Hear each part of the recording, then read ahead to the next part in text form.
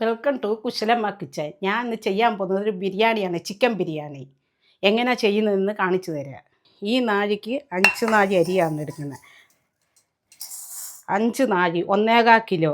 ഇത് അരമണിക്കൂർ ഒന്ന് വെള്ളത്തിലിട്ട് വെക്കാം. 5-6 കഴുകി വെള്ളത്തിലിട്ട് അരമണിക്കൂർ. അടുപ്പ് കത്തിച്ച് ഇത് ചരുവം ചൂടായി. 4 സ്പൂണ് നെയ്യ്, ടേബിൾ സ്പൂണ് 4 സ്പൂണ് നെയ്യ്, ഒരു ടേബിൾ സ്പൂണ് 8 സ്പൂണ് എണ്ണയും, ഒരു 10 ഏലക്ക, ഒരു 10 ഗ്രാമ്പ്, ഒരു 5 പട്ട, ഇത്രച്ചുള്ള 5 പട്ട, നക്ഷത്രപ്പൂ ഒരു 3, ബിരിയാണി ഇല ഒരു 4, ഇനി 3 പച്ചമുളക്. നിങ്ങൾക്ക് എരിവ് വേണേൽ 4 പച്ചമുളകും കൂടി ഇടുക. 3 പച്ചമുളക് ഇങ്ങനെ കീറിയിടുക. ഇത്രയിട്ട് ഒന്ന് ഇളക്കുക. മീഡിയം സൈസ് 6 സവാള അരിഞ്ഞത്.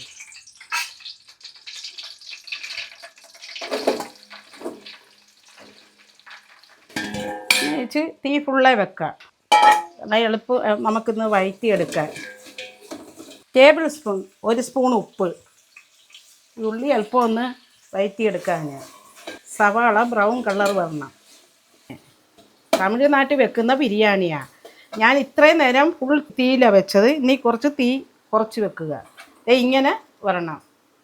ടേബിൾ സ്പൂണ് 5 സ്പൂണ് ഇഞ്ചി വെളുത്തുള്ളി. ഇത് കുറച്ച് പച്ചമണം പോകുന്നിടം വരെ ഇളക്കുക. തീ ഫുള്ളേ വെച്ച്.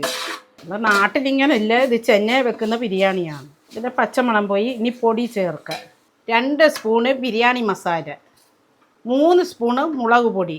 ഇച്ചിരി എരിവുള്ള മുളക് പൊടി ആയതുകൊണ്ടാണ് 3 സ്പൂണ്. നിങ്ങൾക്ക് എരിവ് വേണമെങ്കിൽ 4 സ്പൂണും കൂടി ഇടാം. പൊടിയുടെ ഒരു പച്ചമണം പോയി വെക്കാം. തീ ഫുള്ളേ വെച്ച് ഇനി പുതിന ഇല ചേർക്കുക. 1 കെട്ട് പുതിന ഇല കഴുകി വൃത്തിയാക്കി വെച്ചതാണ്. കൊത്തമല്ലി 1 കെട്ട്, ഇതും കഴുകിയെല്ലാം വൃത്തിയാക്കി വെച്ചത്.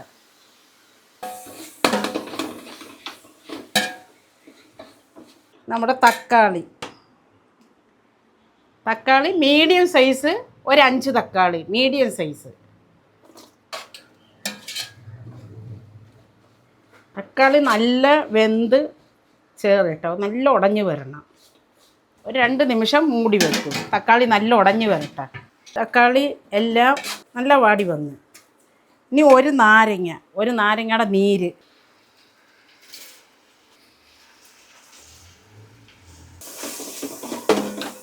തൈര് ചേർക്കാം. കട്ടി തൈര് ടേബിൾ സ്പൂൺ 3 സ്പൂണ് തൈര്. ഇനി നമ്മുടെ ചിക്കൻ ഇടാം.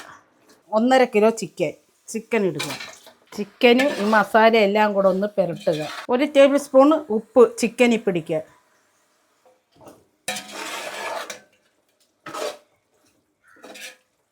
ചിക്കൻ ഈ വെള്ളം ഉണ്ടല്ലോ, അതൊരു 5 നിമിഷം മൂടി വെച്ച് അങ്ങനെ വേകട്ടെ.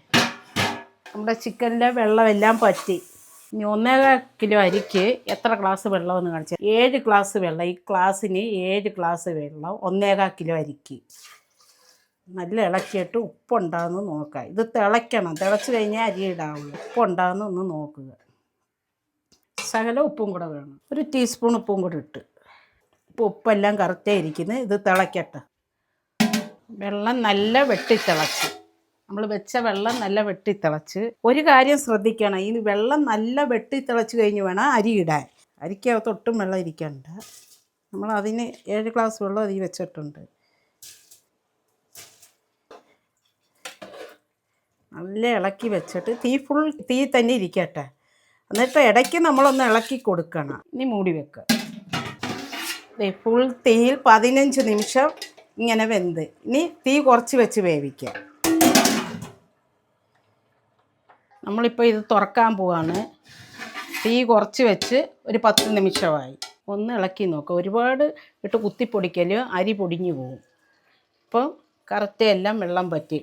നമ്മൾ 15 നിമിഷം ഫുൾ തീ വെച്ച്, പിന്നെ തീ കുറച്ച് വെച്ച് ഒരു 10 നിമിഷം വെച്ച്.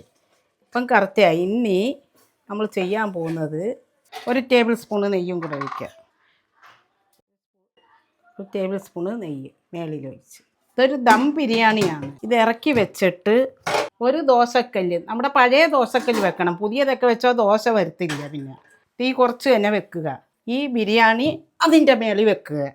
എന്നിട്ട് ചൂടുവെള്ളം, ഒരപ്പാത്രം ചൂടുവെള്ളം അതിൻ്റെ മേളിൽ വെക്കുക. ഇത് ദം ബിരിയാണിയാണ്. വെച്ച് ഇനി ഒരു 10 നിമിഷം ഇരിക്കട്ടെ. നമ്മളിതിപ്പോൾ തുറന്ന് നോക്കാൻ പോകാമെന്ന്. ദമ്മ് വെച്ച് കഴിഞ്ഞ് ചൂടുവെള്ളം ഇറക്കി വെച്ചിട്ട് നല്ല സ്മെല്ല് വരുന്നു. അത് അടുപ്പ് ഓഫാക്കുക. അടുപ്പ് ഓഫാക്കിയിട്ട് കറക്റ്റ് എല്ലാം വന്ന് നോക്കുക.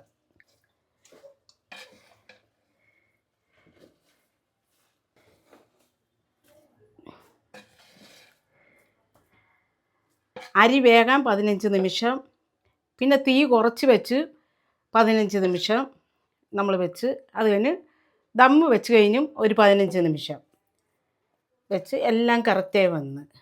ഇത് നല്ല കഴിക്കുന്നവർക്കാണേ ഒരു 10 പേർക്ക് കൊടുക്കാം നമുക്ക്. ഈ ബിരിയാണി നിങ്ങൾക്ക് ഇഷ്ടപ്പെട്ടെങ്കിൽ ലൈക്ക് ചെയ്യുക, സബ്സ്ക്രൈബ് ചെയ്യുക, നിങ്ങളുടെ കൂട്ടുകാരോടെല്ലാം പറഞ്ഞ് ഒരു ഷെയറും ചെയ്യുക.